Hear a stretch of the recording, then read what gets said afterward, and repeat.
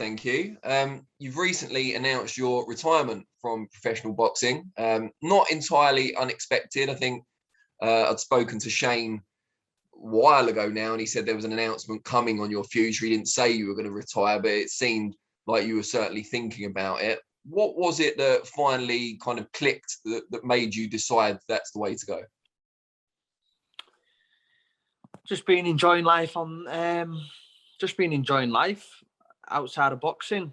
And the main reason is I don't want to go away anymore. I've been on the road for a long time on my own, for many years now. I just think I'm at that stage in life now where I'm ready to stay home with my family, my kids, and stop missing out on things.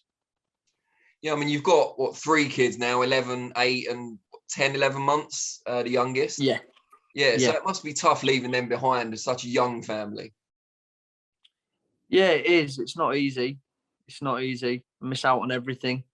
But it's all been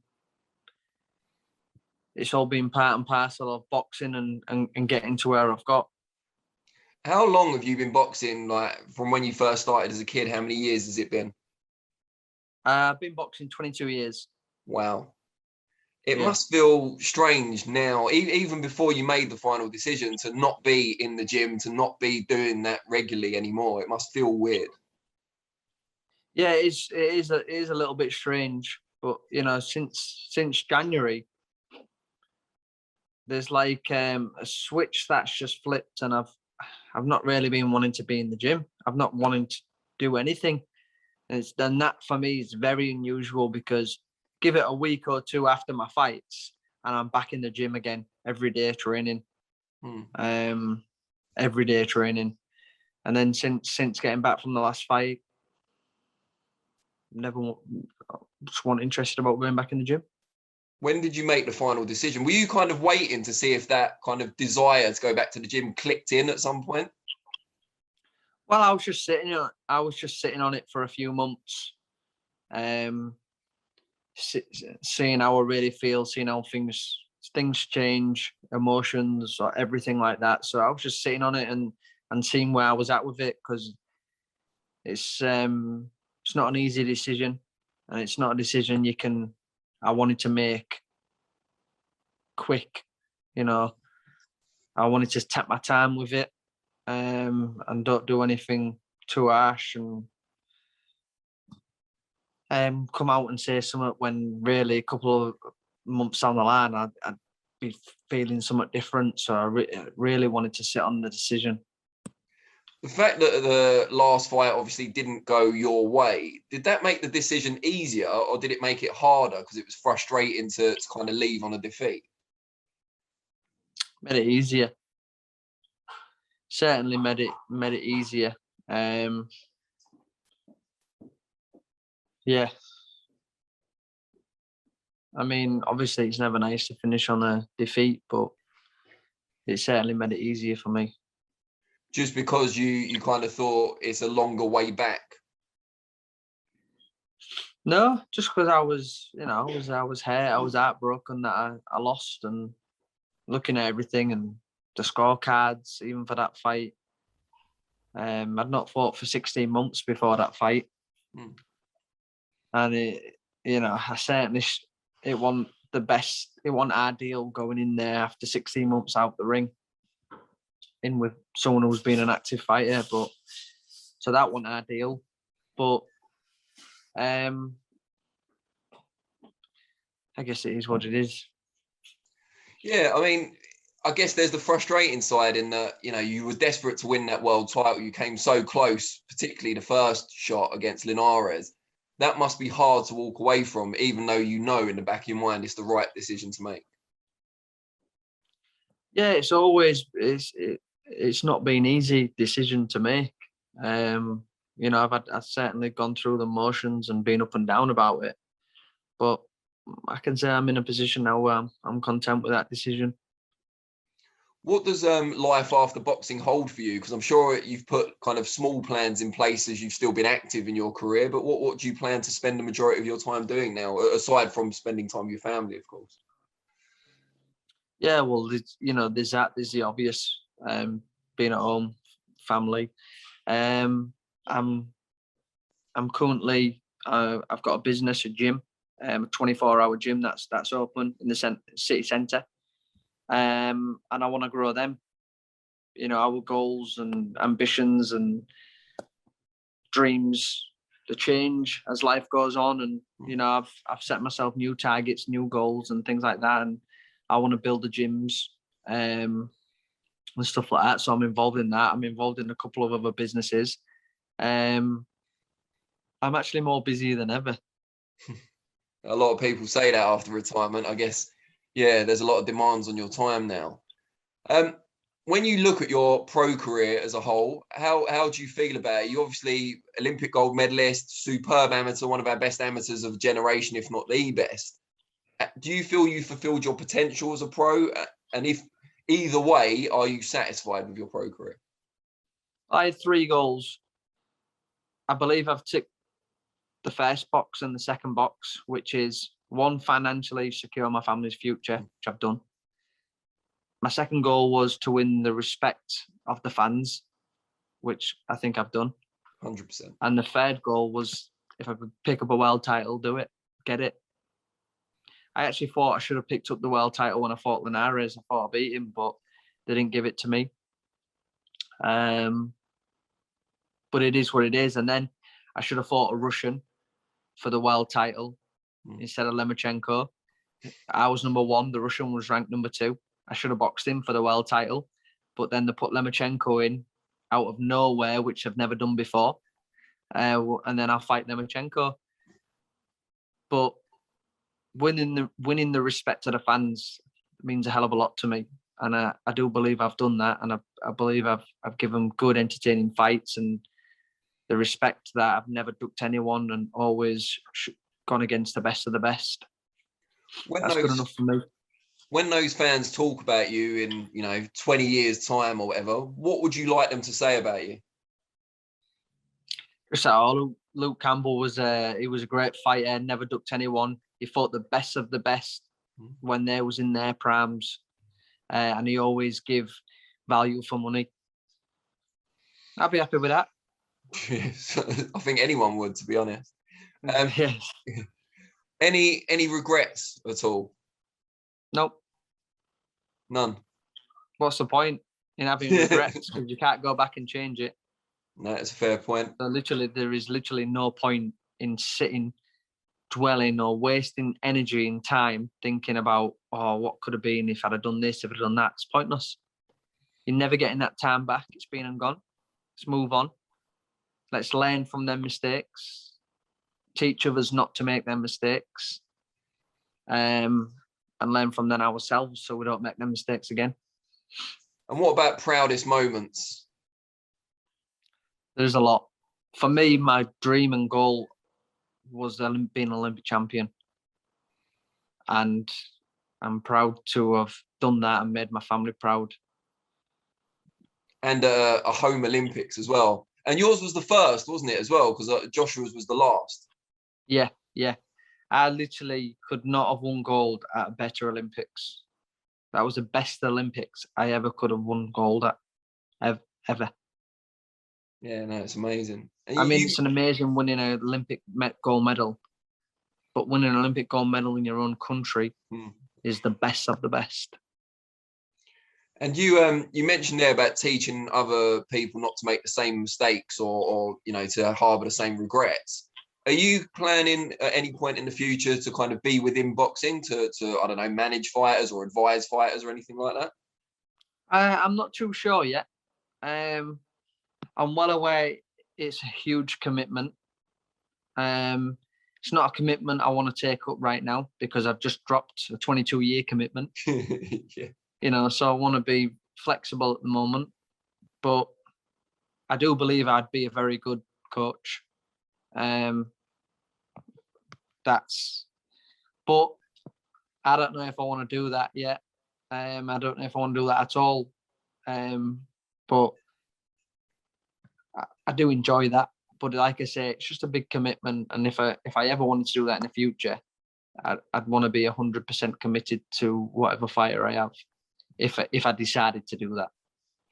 What about punditry on TV? Is that something that interests you? I think you'd be a great pundit. Yeah, it is. It is. I am interested in being around that and doing a bit of it. I have done it before in the past, and I do believe I would be very good at that. Like I say, I know boxing, I know boxing styles, and I know what I see in boxing. So I do believe I would be quite good at that. So yeah, I mean, that's something I would potentially look at doing. But we'll see. We'll see how things go, how things pan out. And we talked about your family earlier. Obviously, Lindsay, you've been with well over a decade now. How did she feel about your decision to retire? I imagine she was quite happy. After me being at home for a while, yeah, she's really happy, yeah, because I don't know how she did all this when I went away. Like, it's a busy household, and how she's done it all on her own when I've always been away is beyond me. Now there's two of us that are sharing the load, and we're both sticking together as a team. And it's not easy. It's it's hard work. We've got a busy family. Well, now you're at home more, you're going to end up having more kids probably. So get ready. You have a football team. Yeah, I'm not too sure about that, but yeah. Good stuff. With you kind of departing the scene, you fought, as you said, the best lightweights in their prime. You've sparred some of the others as well. Who do you see as being the best of the bunch now? I think the lightweight scene and whatever else is an unbelievable group of talent that it's. I also think that on anyone's best day, they would all potentially could beat each other. I believe Lomachenko is the most skillful and most technical fighter out of a lot of them. His judgment of distance and variation of shots and angles is phenomenal. I believe Ryan Garcia is the most dangerous fighter out of them. His timing and his speed and power in both hands. I believe them two are. You've got Haney as well, who's a very talented boxer. Don't look like he carries a lot of power, but he's a very technical fighter. And doing well. So Gervonta Davis, very strong guy. Lacks a bit of work rate compared to the other guys that I fought. Like, if he's not knocking you out, it's potentially losing on points. So. But I think Ryan Garcia and Lomachenko are the best two out of the lot. And I saw you tweeted yesterday about mental health. Obviously, we know Ryan Garcia, shortly after fighting you, took a break and is still on a break from the sport due to mental health issues that he's experiencing. We obviously wish him all the best. But you went to Twitter. What drove you to open up like that about mental health? I thought it was very moving, very powerful. Yeah, just, some things that have been going on in the Olympics and athletes pulling out through mental health issues and stuff like that. And, it's we're only human beings at the end of the day. And I have seen a few of the fans, people commenting about them, saying their opinion and whatever else. And, it's a serious matter, really. People's mental health at risk, and it's not nice to be in that position at all. For actually having to pull out because of that is not a nice thing to do. So I just think, just bear with these people that are pulling out through mental health issues. I didn't pull out, but I could have easily pulled out myself.